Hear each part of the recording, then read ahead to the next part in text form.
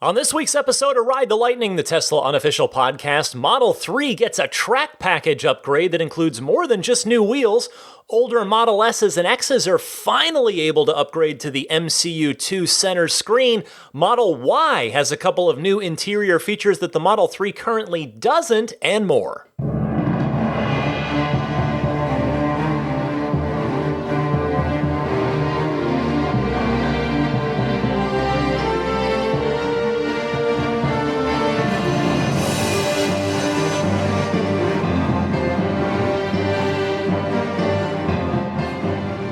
What's happening, friends? I'm Ryan McCaffrey, joined as always by Daisy the Boxer Puppy, snuggled up next to me on the couch. This is episode 240 of Ride the Lightning, the weekly Tesla unofficial podcast for March 8th, 2020. And yet another fun week of Tesla news is upon us, and so are Model Y deliveries. They appear to be on track for 1 week from now, starting on March 15th, the earliest confirmed delivery date, or at least the earliest, the people that are furthest along in the process have vehicle identification numbers now. So that means things are very, very close. And I wanted to add, if you happen to be in the Bay Area and are taking delivery of a Model Y very soon, like for instance this month, and you might be willing to show it to me, and maybe even let me interview you for the podcast about how you're feeling about the car, what you're thinking of it after your first week or so with it. I would love to hear from you. I'd love to meet up. You can email me anytime. My email address is teslapodcast@gmail.com. And with that, let me get to the week's Tesla news, because as usual, there's plenty of fun stuff to talk about. And fun is the key word with this first story. The Performance Model 3 is getting a track package. It is available now in the Tesla online shop. It's also getting an upgraded to the track mode software. I'll talk about that in a minute. But first, the track package. If you go to the Tesla online store and find it, you will see that it reads as follows: optimize the track performance of your performance upgrade Model 3.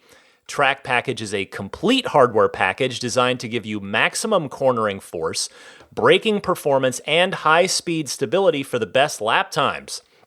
This upgrade includes track-focused brake fluid, high-performance brake pads, and 20-inch 0G performance wheels to maximize your overall track experience. Note that high-performance wheels and tires may affect your range. And by may, they mean absolutely 100% will. Trust me, I am a 20-inch wheel-owning Model 3 owner. Yes, those brakes, the wheels will affect your range. And the tires that come with this, which I'll talk about in a minute, probably could do so as well, because they're real sticky. They're track tires. Anyway, the online store note closes out with an asterisk that denotes this package is only compatible with Model 3 Performance dual motor all-wheel drive with the performance upgrade. So if you're one of the folks out there with what we refer to in the community as a stealth Model 3 Performance, meaning you've got the guts, the motor, but not the brakes or the lowered suspension, you are not eligible for this track package, at least at this time. You're probably wondering, okay, it's wheels, it's tires, it's brake pads, and it's brake fluid. How much is it? The whole kit is $5,500 installed at your choice of service centers. And I gotta say, I think it's neat to see Tesla really starting to lean into the track side of things with their cars. I mean, Teslas have been the kings of the drag strip for quite some time. I've done a drag strip once so far. I want to do it again.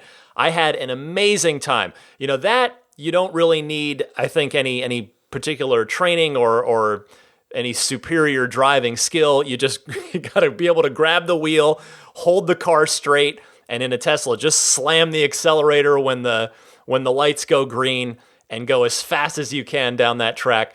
I mean, I did a 10.8 or 10.9 second run, and I think I got up to, I want to say, I don't have my slip handy, but maybe I want to say 115 or so miles an hour, and boy, it was a thrill. That was really fun. And I would love to do the track, like a proper track someday. But I'll admit, I've said this before, I am afraid to until I get some proper lessons. I want to go take the time, and I know there's an expense as well.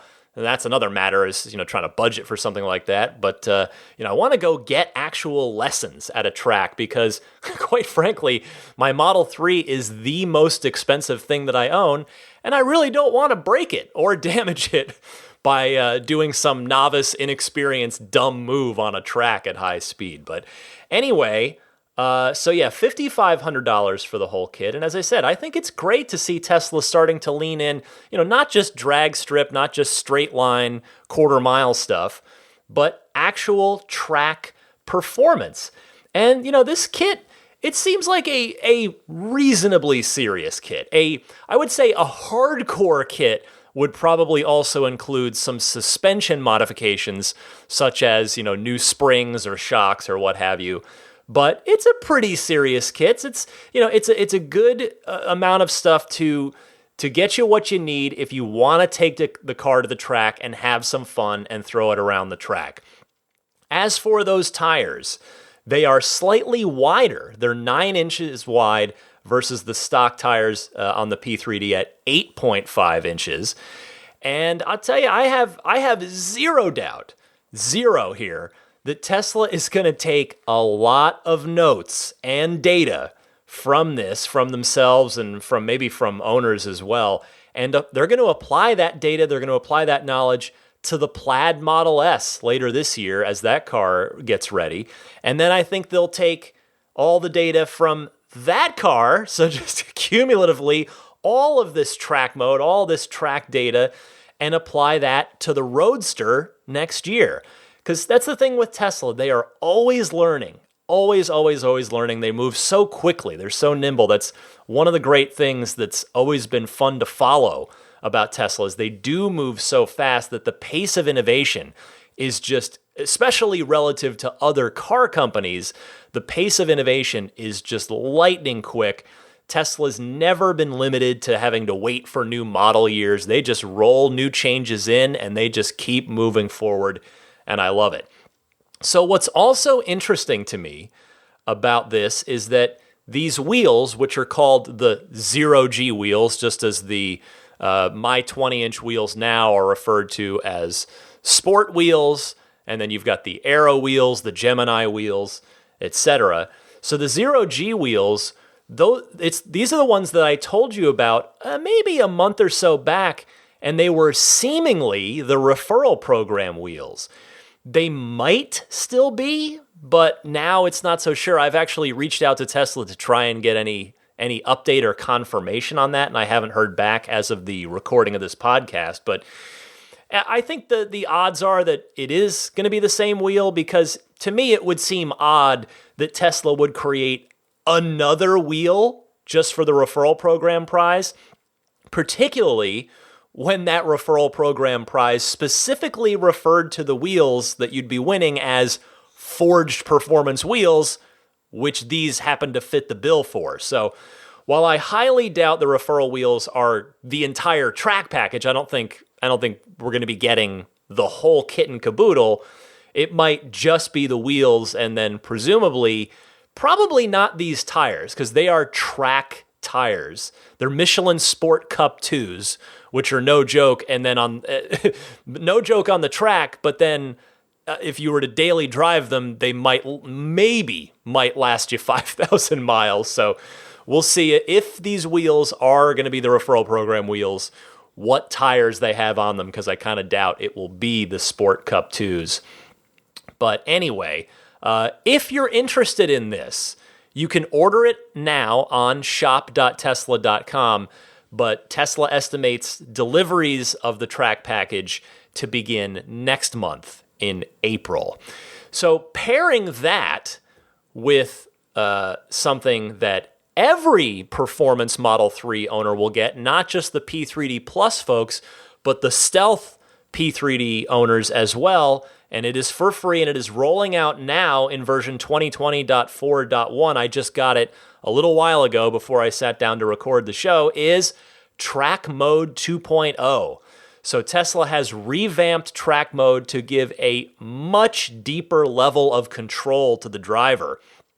Earlier this week, before the software update rolled out, Tesla took some influencers, some community folks out to a track to give them a sneak peek and let them film some stuff and play around with it. So I wanted to play you a clip from the YouTube channel Everything Apple Pro as they got to take it out for an early test drive. So here is the specific thoughts with regard to Track Mode 2.0.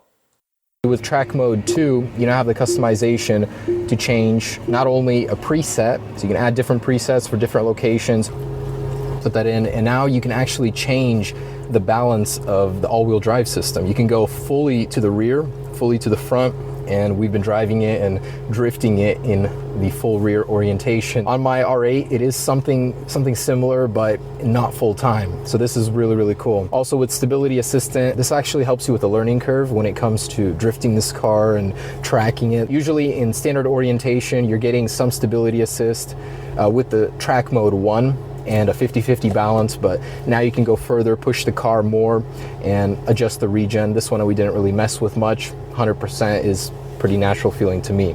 Now, cooling does change on this as well.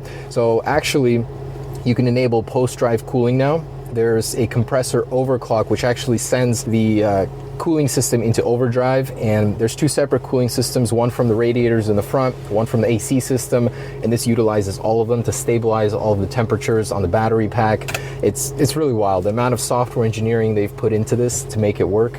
And of course, you can track and record your lap times, and actually there's a setting in the map that you can actually drop a pin. It'll go ahead and start a timer for you, just like that. If you'd like to see the rest of the video where they're just doing donuts, throwing the Model 3 with the zero-G wheels all over a track, doing a bunch of drifting, you can look up Everything Apple Pro on YouTube to watch the entire video. And as I mentioned a moment ago, it's version 2020.4.1 for the Track Mode software, the Track Mode 2.0, if you would like to check that out. And real quick, the release notes on this, if you're curious, Track Mode has been improved to make it easier to monitor the status of your car, create custom Track Mode settings profiles, and record your track day data. Monitor the status of your car motors, battery, brakes, and tires, allowing you to adjust your driving in real time. G-Meter, a real-time accelerometer, can now be viewed in the cards area of the touchscreen. The map now displays a lap timer. Follow the on-screen instructions to place a start-finish pin on the map. At the completion of each lap, the lap timer displays the duration of the lap. It also displays the times associated with the previous and best laps in the driving session, and it allows you to save up to 20 track mode profiles to suit your preferences or driving scenarios or customize for a specific track. So great stuff there on the new Track Mode. The Tesla engineers have not sat idly by after releasing Track Mode to Model 3, last year, I guess that would have been. So good stuff all around right there. Speaking of good stuff, it doesn't get much better than this for owners of, I won't say old, but older, less than brand new, let's say, Model S's and Model X. The MCU1 to MCU2 upgrade is finally a reality. And if you're not familiar, that is the media control unit, the infotainment screen, your dashboard center screen. It is your, the heart of your interior in the car. That can now finally be upgraded for the older S's and X's. After many, many tweets to Elon over the months, and in fact, many tweets by Elon about this, saying yes, they were going to do it. I feel like this probably goes back a year, maybe even 2 at this point. But the big upgrade is here. Here's the description via Tesla. Upgrade your infotainment system to access new features as well as a more advanced and smoother user experience.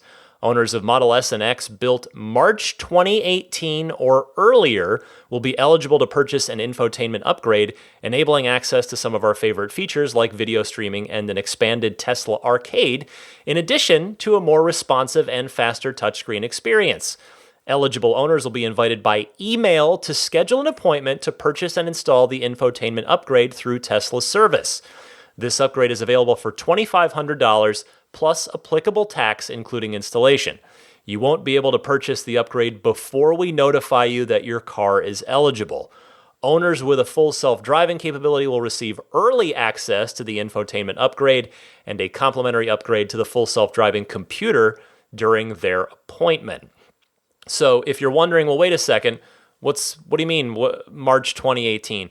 That is simply if your car was built after that, April 2018 or onwards, you should have the newer MCU already, and thus you don't need to purchase this upgrade.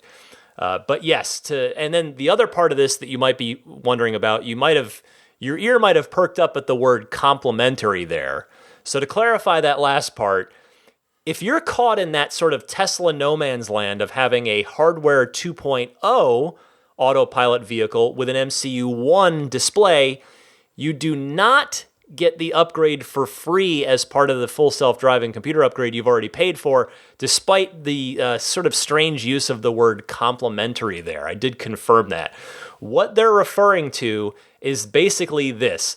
They'll do your MCU 2 upgrade and your hardware 3 upgrade at the same time, which will save you a second service center visit, and of course, it will save Tesla a bunch of labor hours as well, cumulatively speaking. That aside, note that there is one fairly substantial trade-off here, which, well, I think it'll be fairly substantial for some of you and completely not matter to others. You will no longer have access to AM, FM, or Sirius XM radio in the MCU2 if you choose to do the upgrade. It will all be streaming audio instead. So I guess that means the satellite radio antenna, and for that matter, the AM and FM, those antennas must have lived inside the MCU assembly, I guess. I don't quite understand why that would be taken away if it's not that reason. But in any case, in my humble opinion, I think the pluses really outweigh the minuses on this one because you'll get Sentry Mode and the dash cam. You'll get all the video games. You'll get all the entertainment apps like Netflix. I think you're getting a lot for your money here. Now, this is not cheap. I understand that. $2,500 is a lot of money, but when I think about this, though, again, 10,000-foot view, you guys know me. I like to kind of pull it back and take a little extra context. I think about how it's amazing that my cousin Pat in Arizona, who, if you're a longtime listener, you know I talk about my cousin Pat from time to time, he has an early 2013, a February 2013 build Model S. He was on the waiting list before the car came out and has a pretty early production Model S. His car doesn't even have parking sensors. That's how early his Model S is. His VIN is in the 4,000s. So anyway, I say that to illustrate this point. Now, my cousin Pat has told me repeatedly, because he said he loves the X. He's a taller guy. The X would be easier for him to get in and out of. But I said, well, are you going to trade in your S? And he says, no, I'm keeping this car forever. I love this car. And he loves the blue paint, too. He's got the dark metallic blue, the original blue that you can't get anymore. The blue that's so dark that in less than sunny conditions, it almost looks black. But he loves it, and it's definitely you don't see it around too much anymore. But anyway, so he wants to keep his S forever. And the fact is, how cool is it that if he decides to spend the $2,500, he can get a really genuinely meaningful usability upgrade for his 2013 vehicle in 2020, 7 years on. I mean, not to get too Tesla fanboy-y about this, but, I mean, I am a Tesla fanboy. I admit that all the time. But seriously, I don't think you'd find many, if any, other car companies that would do an upgrade this substantial to a 7-year-old car in the fleet.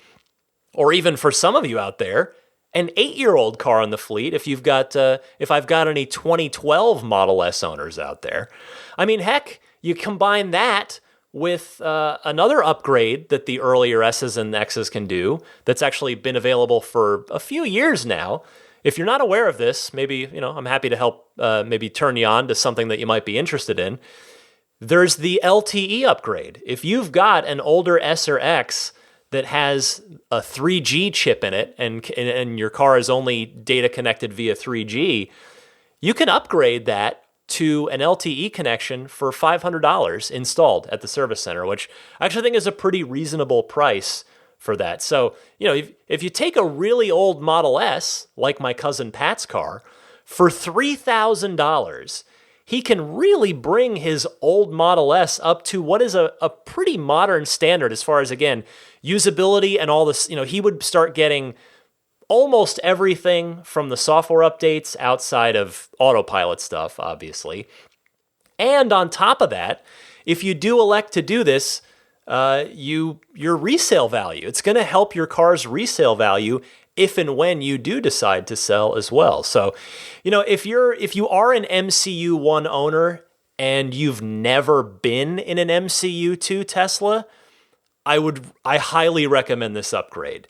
If you're planning on keeping the car for a while. If you're planning on flipping it in another year or two on it, maybe for a Model Y or a Cybertruck or something, then maybe this isn't worth spending the money to you. But if you're in it for the long haul, I think this is probably, I would do it. If I were my cousin Pat, and I still need to talk to him. I don't know if he's heard about this yet. I need to chat with him and catch up. I'm eager to talk to him about this and see if he's going to do it, because if I were in his position, I would. Now, the flip side, if you're an MCU1 owner who has experienced MCU2, you obviously already know what the difference is between the two center screen experiences. And I think it's no exaggeration to say that aside from the steering wheel and the pedals, the screen is the primary way that the driver interacts with the Tesla. And again, the usability difference between MCU1 and MCU2, in my experience, because again, I've spent a lot of time in Pat's car and I've spent a lot of time now in my car, I think it's pretty night and day. It's a pretty substantial difference between the two. So as you can tell, I'm very bullish on this upgrade, and I'm incredibly glad that Tesla is offering it. Because it's not something that, again, I think many, if any, other car companies would do. Just supporting the fleet going that far back 7-8 years ago. I think that's pretty impressive. So, it's, again, a lot of money. I get that. It's much easier for me to sit here and talk about it than it is to put up your money and actually do it. But I do believe it will serve you well as a long-term upgrade if you plan on hanging onto the car.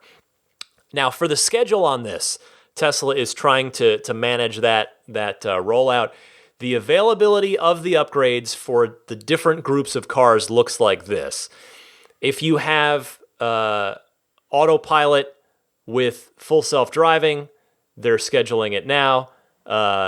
If you have 2.0 autopilot with full self-driving capability, they'll get you later this month. For everybody else, meaning my cousin Pat would be in that group, early April. So you'll be, Pat could do this in 1 month's time if he so chooses. And the last big story, I've got one other little story, but the last big story I wanted to do for you this week is this one. Model Y has built-in USB-C ports on the back of the center console, which is a change from the Model 3, which has regular just USB-A ports on the back there. Credit to Twitter user Mr. Lee Tesla, hello if you're listening, who posted some interior pics of a Model Y showing the two USB-C ports on the back of the center console. And from Mr. Lee's same pictures, we also learned that the Model Y has a second 12-volt power outlet in the rear cargo area over on the driver's side, just inside the lift gate. If you open the lift gate and then it's just in there on your left near the floor of the car. So that is definitely a change from the Model 3, and as such, I would expect new build Model 3s to probably get this same revised center console with the USB-C ports anytime now. It might even be going into production now for all I know, because I imagine they'll just, when they do make that change, and again, I think it's when, not if, as usual with Tesla, those Model 3s will probably just start getting delivered with the USB-C ports on the back of the center console with zero announcement or fanfare. It'll just be one of those changes that Tesla quietly introduces into the production line. But as we know, I've said it a million times, and so has Tesla, the Model Y shares 75% of its parts with the Model 3, and I can't imagine the center console being one of the parts that's different. It just makes a ton of sense for it to be the same thing, and therefore, Model Y owners have that to look forward to. A lot of modern devices using USB-C, like my daughter's Nintendo Switch, for instance, can operate that way. They can charge that way. And then if you're a Model 3, if you're going to be purchasing a Model 3 at some point this year, I think the odds are very, very good that this USB-C change will work its way over to the Model 3 sooner rather than later as well. Speaking of Model Y, it's looking now like there won't be a launch event after all. I talked about this, a few weeks ago maybe. I just feel like if with cars scheduled to be delivered starting in 1 week from now, a launch event probably would have had to have been announced by this time if it were going to happen. And, maybe we're seeing a lot of event, at least in my world, in the video game world, but even beyond that, you're seeing South by Southwest canceled. You're seeing a lot of various sort of large public events getting canceled due to public health concerns.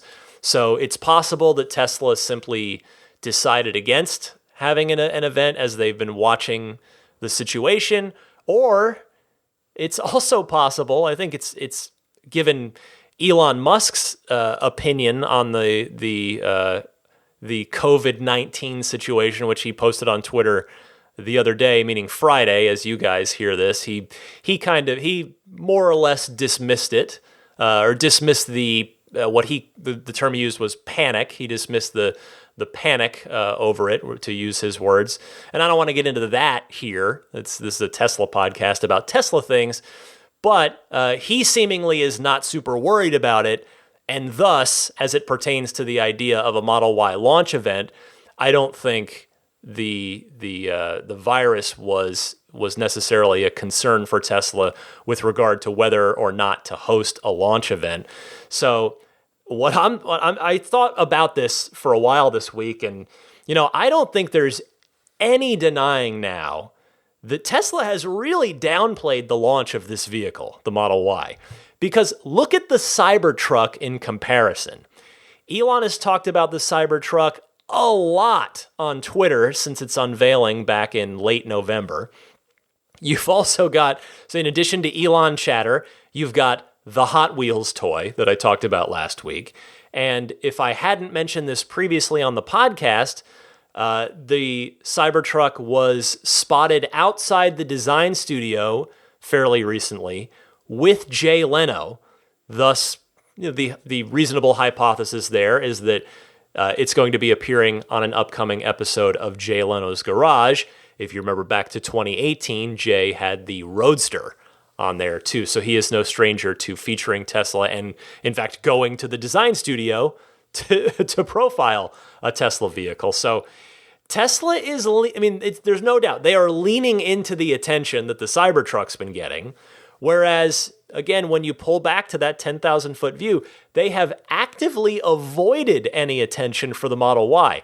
And honestly, I don't necessarily blame them, because they played into the hype of the Model 3, and they ended up getting burned when the production ramp ended up being so insanely difficult. But even more than that, though, I think Tesla's not playing this up, because if they do, it could cannibalize demand for the Model 3 at a time when the Model Y production ramp would be in no way able to keep up with the demand if they did behave that way. So I think Tesla's going low-key with the Y on purpose. They're trying not to generate any additional demand as of yet, so that they can work out the production ramp on the Y without any of the added scrutiny that would come from them drawing attention to it. And they can also, in that scenario, continue selling as many Model 3s as possible. Now, I do believe that once Tesla achieves volume production on the Y, I think they'll celebrate it more, and I think they won't mind at that stage if it does pull a bit of demand from the Model 3. But they really, in an almost literal sense, maybe not in a strict literal sense, but Tesla really can't afford for Model 3 demand to fall off right now, especially if Tesla themselves is causing the demand to be to wane a little bit in favor of the Model Y. Now, finally, one more Model Y note for you.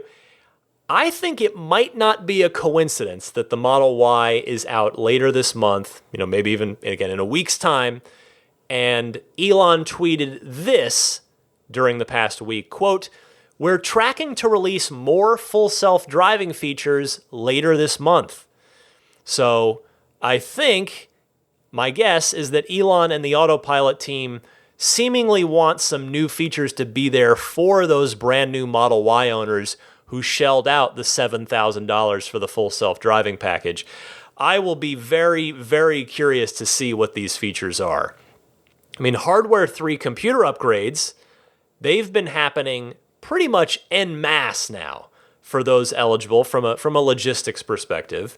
Those are going out. I had mine. A lot of you I've been hearing from a lot of folks, and they're also getting much quicker. I mean, my car was in for a week. People are in and out of there in less than a day now.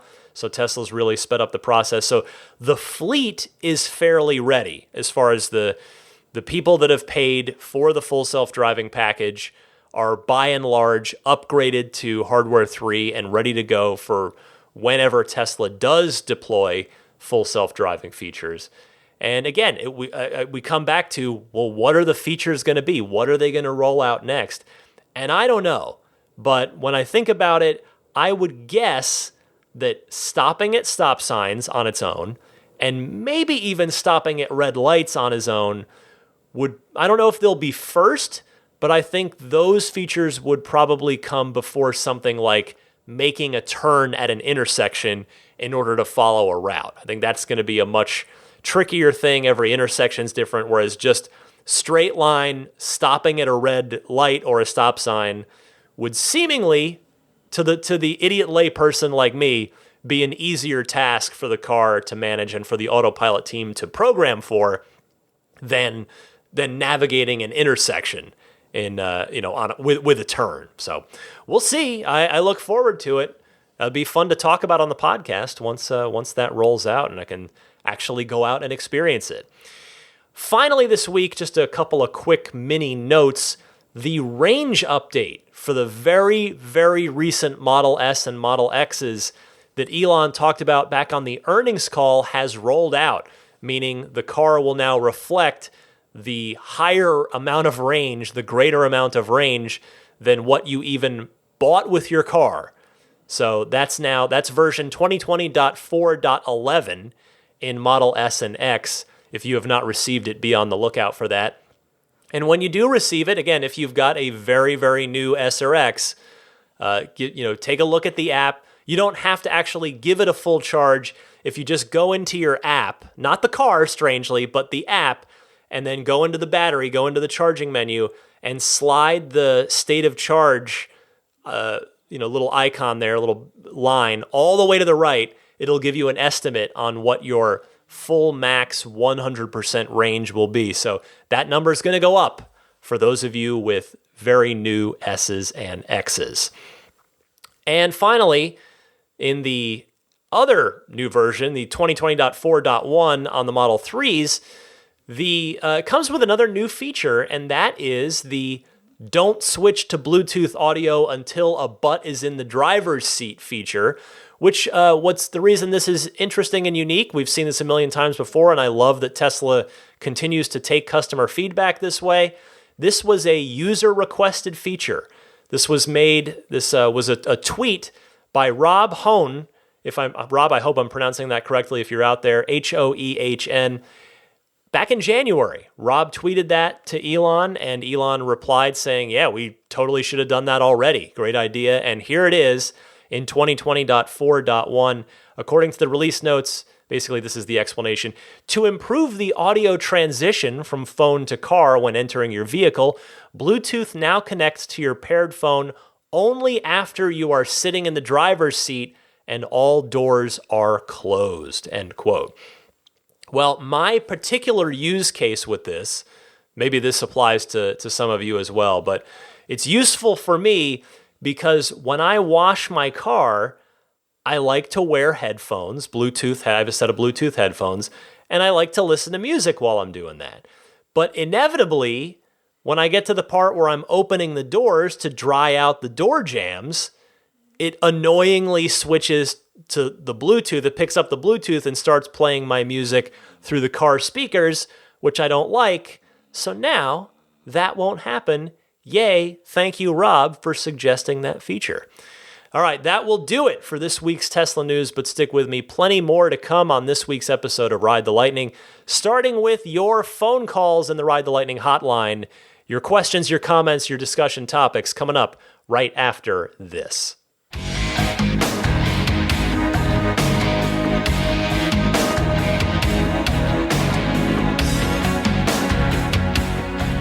Hey, real quick, remember to get on over to abstractocean.com. They've got all kinds of Tesla accessories, from the tempered glass screen protectors, the center console wraps to change the look and feel of that glossy, easily fingerprinted and scratched center console, to the TESLA lettering that you can add to the back of your Model 3, etc., etc. All kinds of great stuff at abstractocean.com. Use the coupon code RTLPodcast at checkout in order to get 15% off of your first order. They've always got some new products in there, so keep an eye on that site from time to time, even if you have been there before. All right, for the Ride the Lightning hotline, this is where you guys get to call in and be part of the podcast. I love this part of the show. I love hearing from you. So you can give me a call anytime, and there are two easy ways for you to do that. Whichever way you choose, please try to keep your call to 90 seconds or less. That's a minute and a half, so that I can get to as many calls on each episode as possible.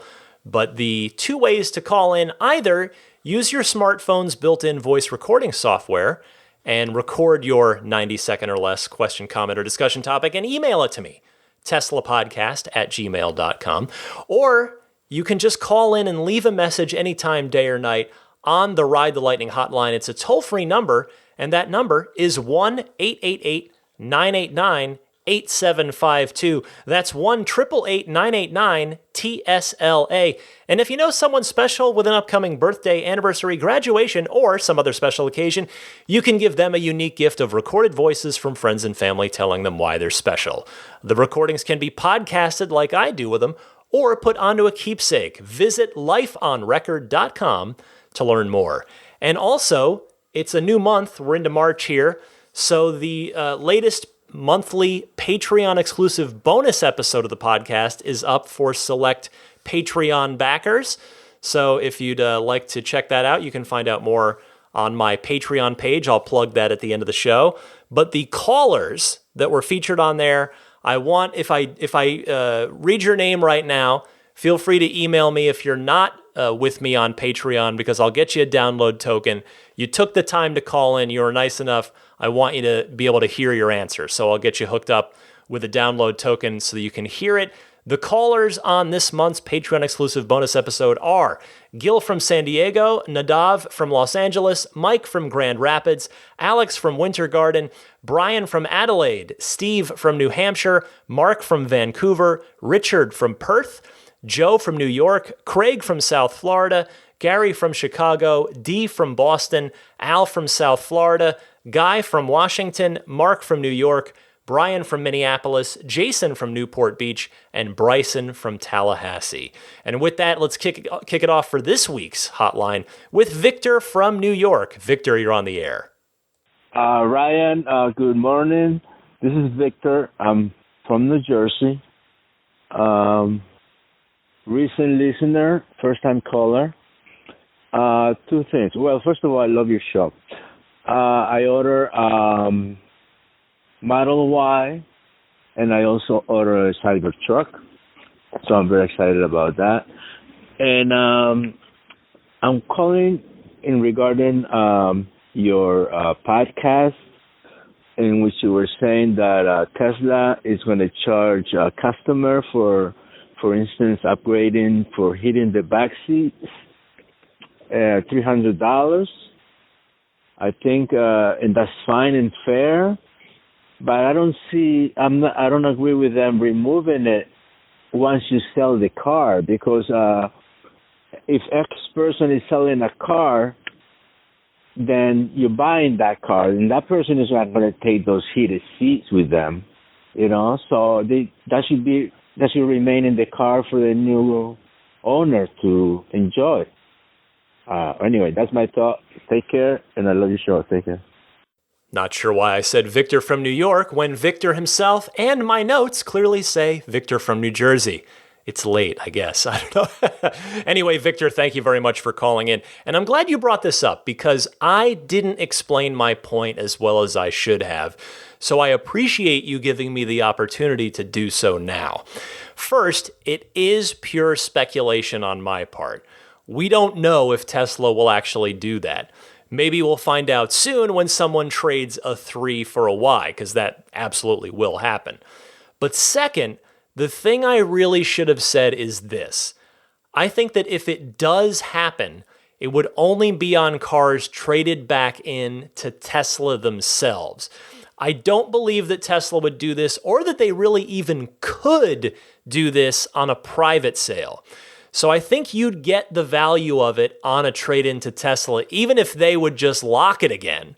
But it would remain active if you sold it to a private party. We'll see. I hope I'm right. I think it would be pretty not cool if Tesla tried to relock it even on a private sale. But thankfully, Tesla's history with these kinds of things suggests that they will do the right thing and they wouldn't try to lock it again. Thanks for calling in again, Victor.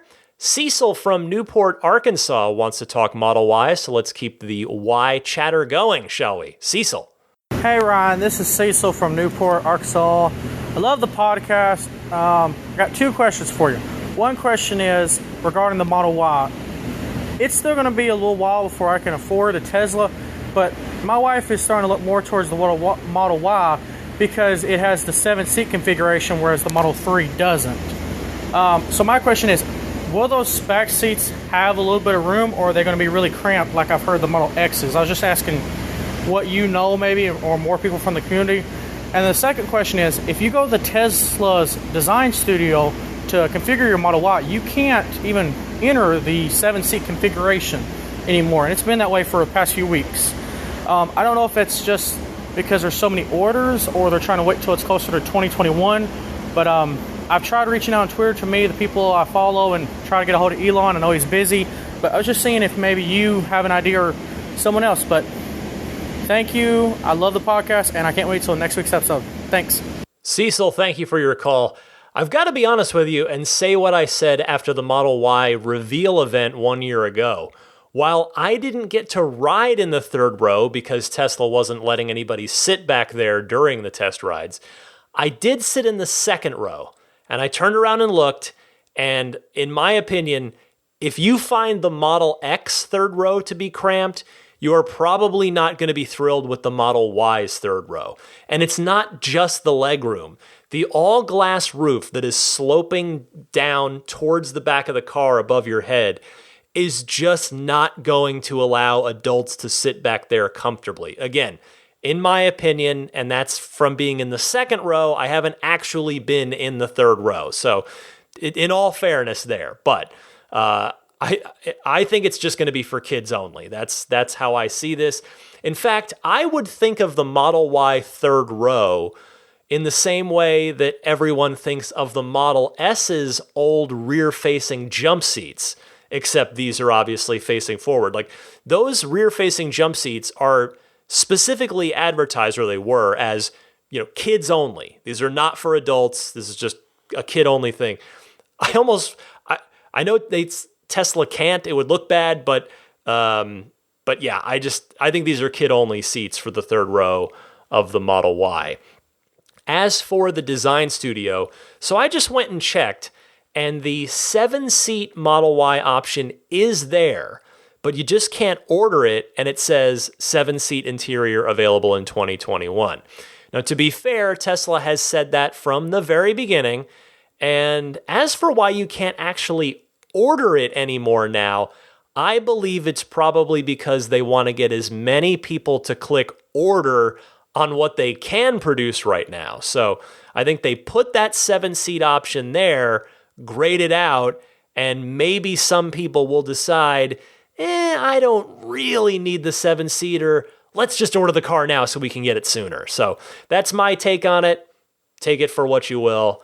And thank you for your call. Amy from Yorktown responding to Marco from Louisville about driver profile sharing in the car and going back and forth. Well, not profile sharing, but alternating driver profiles with his wife, and there's a substantial height difference between the two. Amy, take it away. Hi, Ryan. It's Amy calling from Yorktown, Virginia, calling in response to Marco from Louisville, Kentucky. He was having issues getting into his Tesla when it had been left on his wife's driver profile setting. This problem is easily fixed using the Easy Entry feature. It basically creates a separate driver profile. So what you do is you get in your car, you move your seat as far back as you'd like, and the steering wheel as high up as you'd like so that everyone has lots of room to get in and out of the driver's seat. This will be your Easy Entry setting. And then you go into each separate driver profile and click on Use Easy Entry.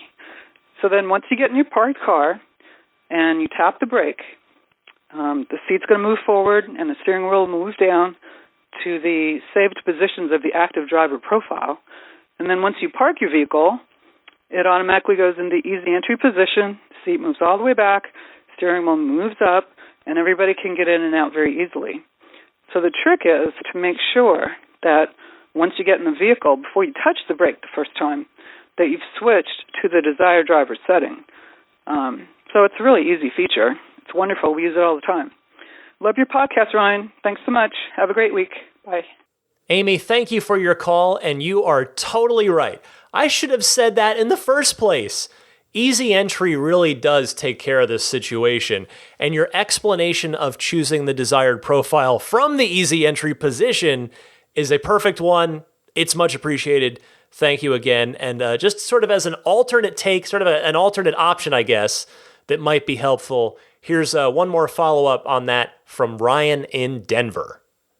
Hey, Ryan. This is Ryan from Denver. I am responding to the gentleman who had the issue with his wife's profile having the seat scooted up too far for him to get in.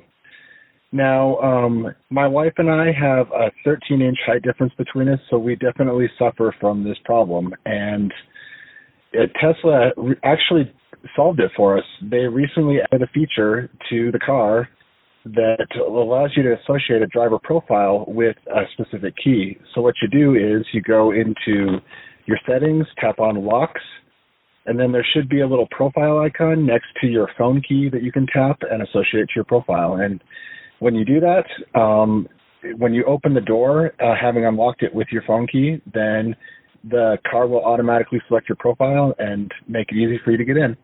Anyway, thanks for everything you do. Bye.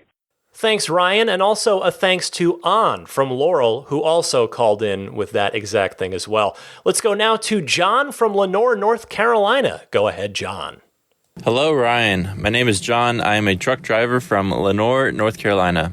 I don't consider myself religious, but I do listen to your podcast every Sunday. My question is on the Tesla semi-truck. How many do you think they'll be able to produce once they start producing them? And also, do they plan on having a charging network so that individuals like myself can own and operate them? Love the podcast and hope you have a good day. Hi, John, and happy Sunday to you, since I know that's what day you're listening to this. Let me give you good news on your second question.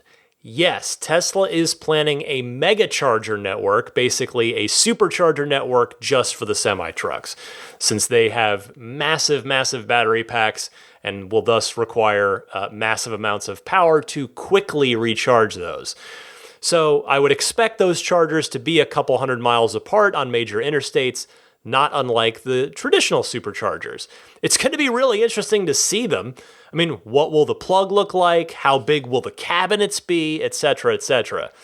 As to the annual production of the semi-truck, it's funny you bring that up because I was just thinking about that the other day while I was walking Daisy.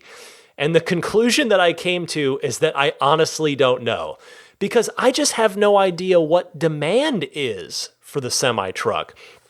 I don't know that industry at all. I mean, I'll be honest with you.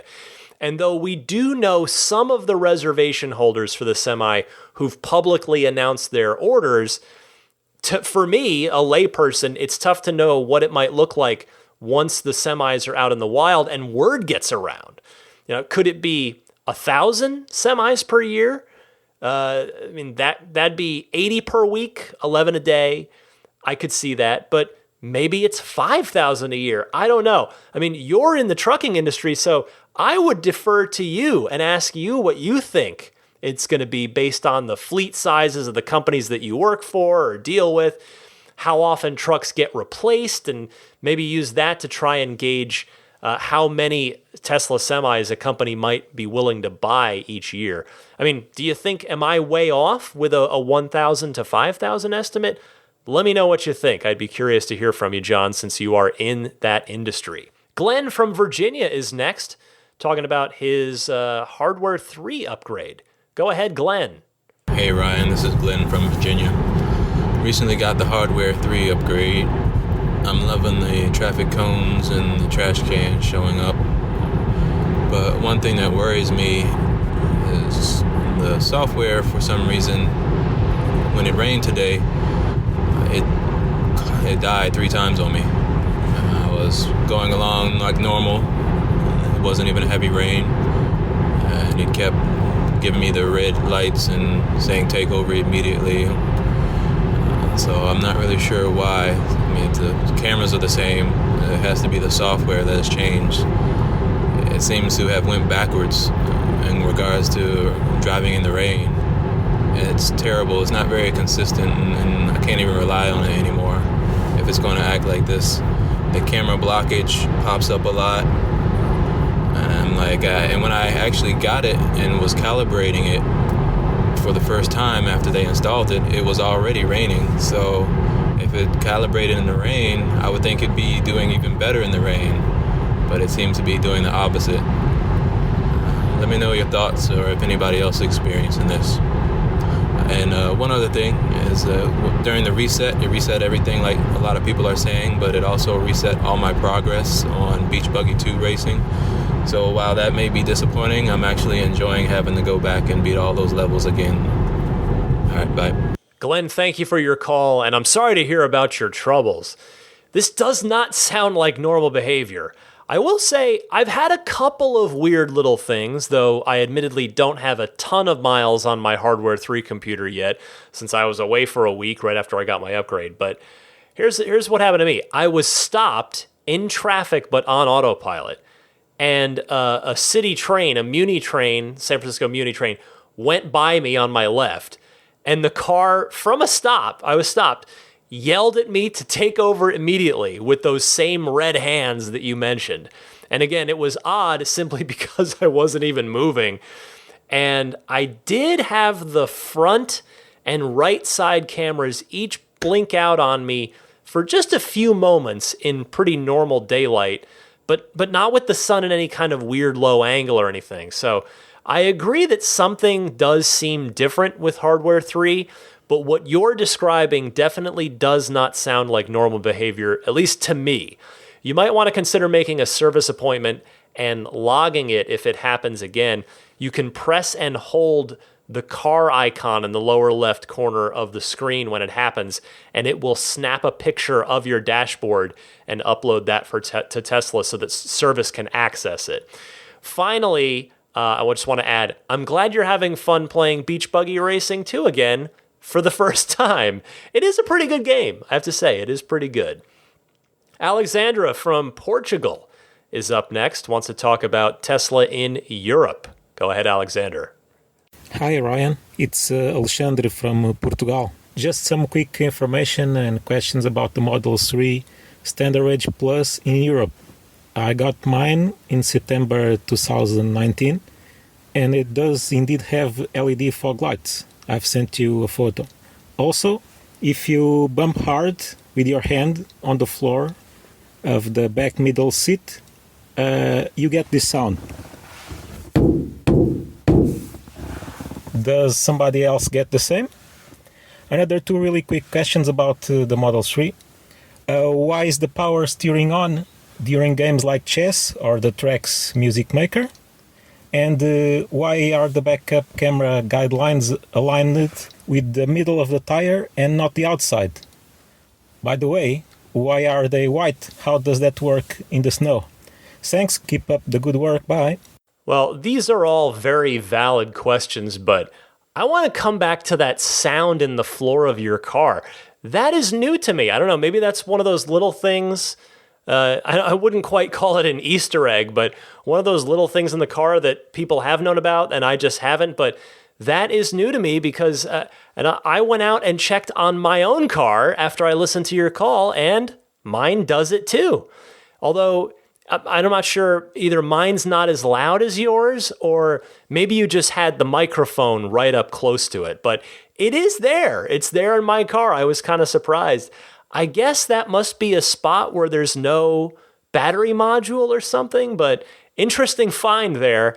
And yeah, it would be nice if the steering mode could automatically switch to comfort mode when you're playing video games.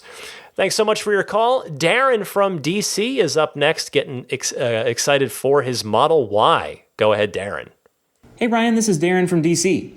My wife and I recently got the invite email to schedule our availability for the month of March for our new all-wheel drive Model Y, and we are rapidly trying to fill out the necessary information needed to hopefully take delivery. We cannot wait. So I have a theory as to how Tesla is able to ship the all-wheel drive and performance variants at the same time. I think they are in fact the exact same car. The all-wheel drive version is just software locked with an acceleration of 4.8 seconds instead of 3.5. Now, if this is in fact true, I could totally see them selling the performance boost upgrade later on down the line in the form of a macro transaction to boost their bottom line. How amazing would it be to upgrade my all-wheel drive Model Y to a performance variant? There is no one in big automotive that can do this. I'd love to know your thoughts.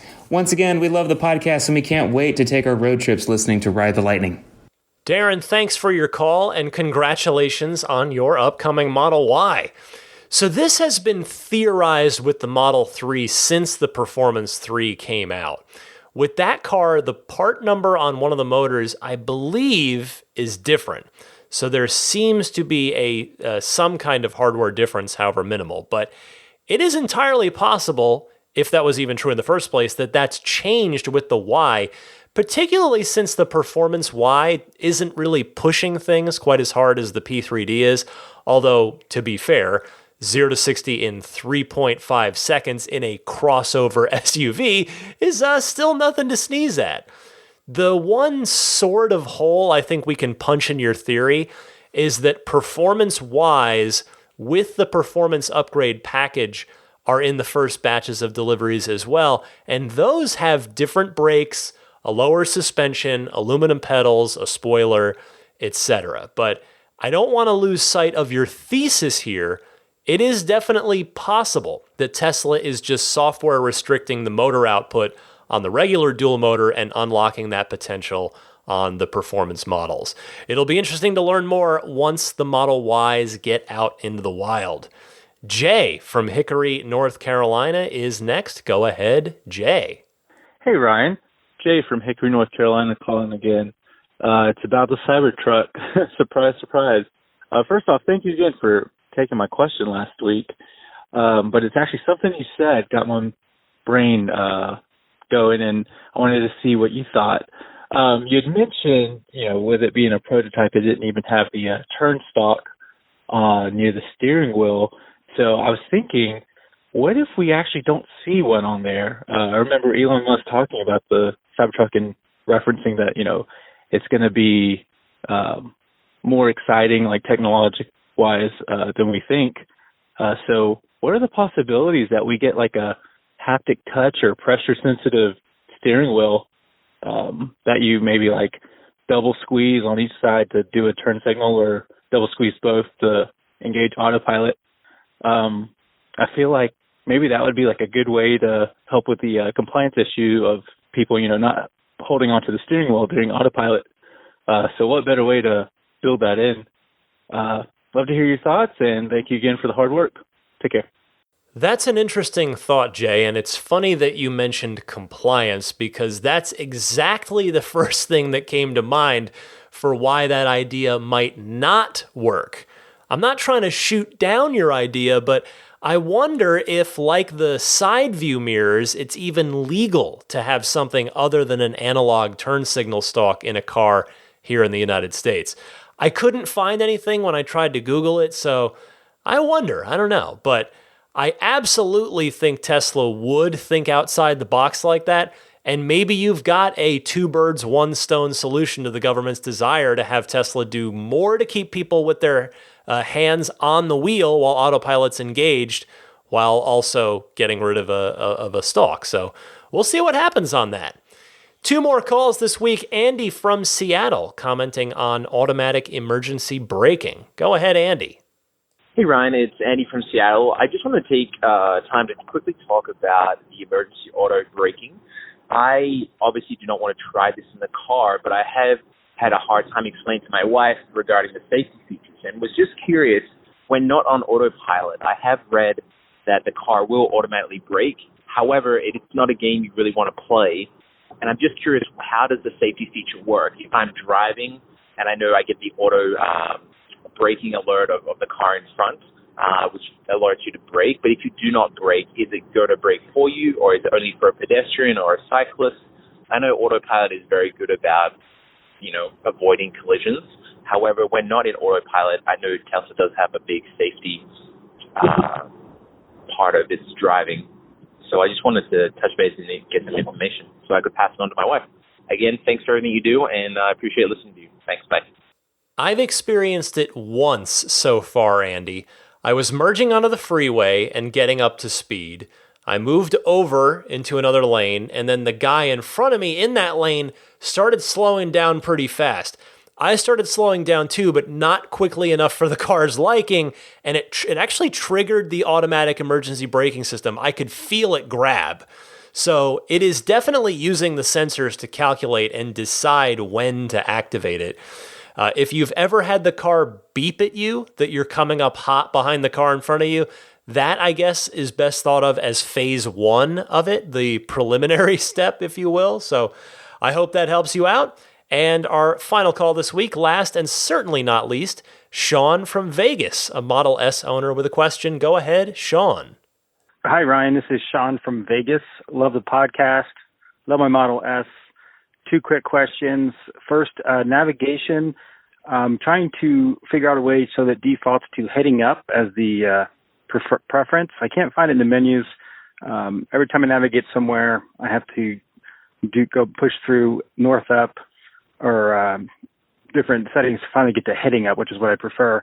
So many buttons to push. Anyway, second quick question is for the voice recognition software, is it specific to the driver profile? In other words, is it learning my voice when I'm in the car, my wife's voice when she's logged in on her profile? She's having a tougher time with voice navigation than I am.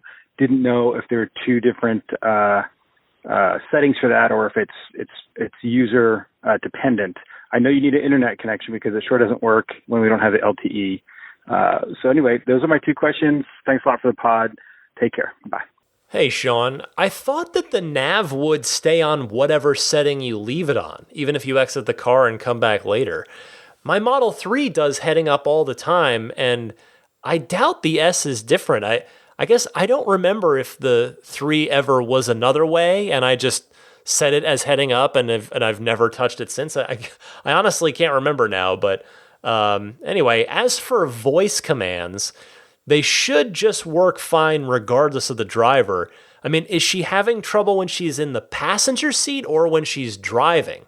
You could suggest that she aim her voice up a bit, since the microphone is located on the ceiling near the front row dome lights. So I hope that helps. And also, actually, on this exact topic, voice command recognition and performance was specifically called out in the new version release notes as being something that was improved with this latest update. So hopefully all of that together will help you guys out.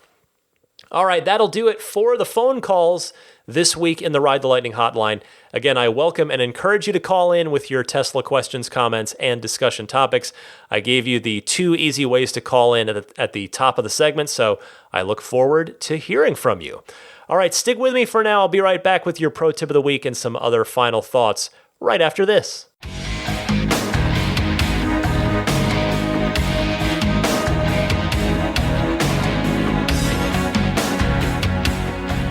Well, pretty quiet week for me. No news is good news, I guess. I will say I did get a nice compliment on my car from the In-N-Out Burger employee that was taking orders in the drive-thru line when I stopped in there this week. And that made me feel good because really, Teslas are so common here in the Bay Area that I almost never get any comments on my car at all. I did in the beginning, but now as the production has really taken off and they're everywhere, I really don't hear much anymore, which is fine. But, hey, it is, of course, it's nice to hear kind words about your car from time to time. I'm only human. It feels good. Our pro tip of the week this week comes to us from Richard in Toronto. Go ahead, Richard. Hi, Ryan. Richard up in Toronto. Long-time listener, occasional caller. I'd like to add an addendum to Darcy's pro tip. Darcy mentioned applying the brakes in order to dry off your brake discs. And he's absolutely right. Up here, especially in Canada, where we get snow and slush and salt on the roads, you can get tremendous amount of corrosion on your wheel discs if you don't do that. A further thing, though, that I found to be really important if you're going to avoid scarring the discs and having problems down the road is to actually do, again, on a road where there's no one behind you, apply the emergency brake, which is the same brake that's used for parking. At least in the Model S, there are 2 sets of brakes. There's the hydraulic braking system, and there's a second set which are electrically actuated. So drying off the disc only with the hydraulic brakes leaves the other pads still wet. And when you park, the electric brake with the wet pads and locks onto the rear discs, and those can get locked on quite well and create some really serious corrosion. So to do the complete job of drying, apply the hydraulics, and again, when there's no traffic around, do the emergency brake and let it dry those pads off as well. Very much enjoy the podcast. Thanks very much, Ryan. Bye-bye. Thank you very much for that, Richard. Living in San Francisco, this is something I have no knowledge on, so I appreciate this information. All right, let me just mention a few friends of the podcast before I get rolling. Immaculate Reflections. Hey, if you are taking delivery of a Model Y soon and you want to keep it looking as good as factory or better than factory new for as long as possible, I know somebody who can help you out. His name is Jeff, and he is Immaculate Reflections.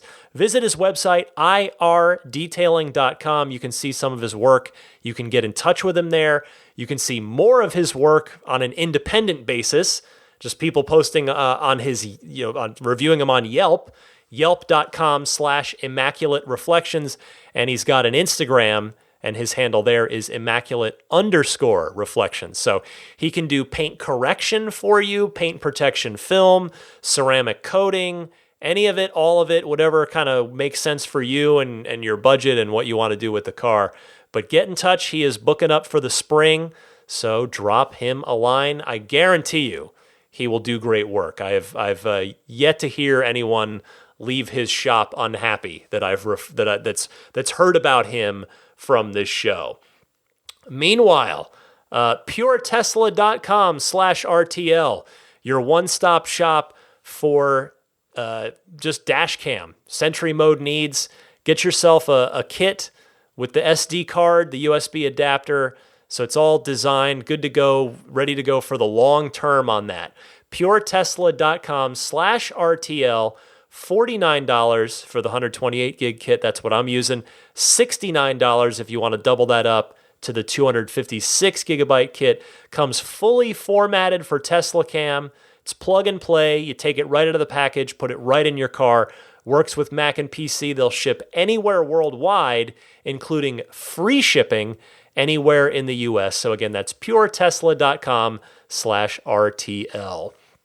And if you are interested in the Jada wireless charging pad for Model 3, and we'll have to check. I'm sure the Jada folks are going to be trying to find out as quickly as possible whether or not their existing wireless charging pad fits the Model Y as well, now that we learned on this week's podcast that the center console is different, at least with regard to the USB ports on the back of it, facing the second row.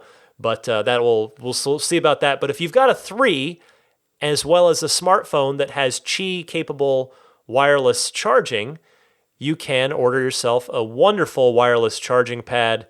It's, you buy it once and then you've got it for the life of the car. I love it in mine. They've also got a USB hub that adds USB-C ports, as well as a cool magnetic door hidden compartment for your pure Tesla or other USB, dash cam kit there. So if either the USB hub or the wireless charging pad are of interest to you, I would kindly ask that you use my referral link to order these, which is getjada.com/REF/8. And Jada is spelled JEDA. If you're listening to the podcast, I hope you've subscribed, which is free. And what that means is that every time there's a new episode, your phone or however you've subscribed to the podcast is going to let you know so that you never forget or are always reminded, hey, there's a new episode of Ride the Lightning. And you can subscribe on any of your favorite podcast services, including Apple Podcasts, Google Podcasts, Stitcher, Spotify. I'm on YouTube, again, just audio only. Search for Ride the Lightning Tesla and my channel will pop up if you want to subscribe to that. And then, of course, TuneIn, which is in your Tesla. So if you want to find the show in your Tesla, I would recommend just doing a voice search for Ryan McCaffrey Podcast, and it should pop right up. I have tested that, and it'll be good to go for you there. Finally, my Patreon. Again, a lot of time, a lot of energy, a lot of love, a lot of enthusiasm goes into this podcast every single week, and I pride myself on that, battling through illnesses when I need to. So I'm here for you, and I hope that at some point in time, whether it's now or whether it's somewhere down the road, that you will feel that I have earned your support via Patreon, which is a site, a very secure, safe site. Many, many artists of all various kinds, authors, musicians, podcasters, etc., painters, etc. A lot of creative folks use Patreon, and it's a great way to support the creators you love. So perhaps I will earn your support on there at some point. You can find all the information about, there are various tiers. I mean, you can pledge any amount per month that you want, but there are different little perks at various tiers. So you can see all of that and sign up and back me on there if you desire on patreon.com/Tesla Podcast. Patreon is spelled Patreon. You can follow me on Twitter or Instagram, same handle, it's DMC_Ryan. The email I've given you once or twice this episode, but if you want to reach me via email, it's teslapodcast@gmail.com. And that will about wrap it up. Let me just thank, of course, the wonderful Patreon producers. These are the folks at one of the higher tiers of the Patreon that get a number of perks on a regular basis, including a shout out at the end of each week's show. So thank you, Ish. Thank you, Mark Eversole, Michael Regal, the Lydia family, Lisa Kaz, Trenton from Myrtle Beach, Matt Kalin, Richard Folkers, Chase Cabanillas, Jeff Angwin, Stig Mickey Jensen, Evie Tricity UK, Will Stedman, Scott Gillis, Dennis Peak, Sunil Joseph, David Perella, Neil Weaver, Kaz Barnes, Charlie Gillespie, Matthew Wright, John Cody, Chris Konesnik, Ron Lee, Rob Brewer, Tesla Owners Taiwan, Jeremy Harris, Daniel Grummer, Jeremy, Michael Waddle, Dorian Steve Guberman, Joel Sapp, Lyle Austin, Bill Royko, Brian Hope, Jerry and Mary Smith, David Nondahl, Eric Randolph, Luke A., Ulrich Lassa, David Vakil, Rome Strack, Peter Chalet, Lawton from Chicago, Lars Hoffman, Tim Hyde, Joe Edgel, Jason Chalukas, Robert Miracle, Michael Lester, Logan Willis, Alexi Heft, Jonathan Wales, David Brander, George Cassiopo, Wolfgang Obergen, and Pete White. I want to thank all of you for your continued support of my efforts here with Ride the Lightning. It means a lot. It adds up. Every little bit from everybody adds up, and it contributes to make a big difference in the lives of me and especially just my family. It's not just me. It's a team effort here with my wife and daughter and even Daisy. So seriously, I just appreciate everybody's support. And that will about wrap it up. I feel really good this week. I feel like my voice is finally back to full power. Like, I'm recovered from the flu, no problem, and I was last week. But, it takes time to kind of fully get all the way back. And I felt like my voice hasn't quite been there until this week. This feels really good. Voice feels strong. Hopefully it comes through. Although better yet, hopefully it never sounded bad before this week. But to me it did. I could tell. But in any case, I want to thank all of you for listening. Thanks for giving me an hour plus of your time, your very valuable time each and every week. Again, if you're taking delivery of a Model Y in the Bay Area and would like to possibly show me the car, and if you want, be on the podcast with a little interview about your Model Y experience. Maybe you want to just show me the car, but you don't want to be on the podcast. That's fine too, but email me about that if that's something you might be up for. But otherwise, I say to all of you, happy electric motoring, and I will see you next week.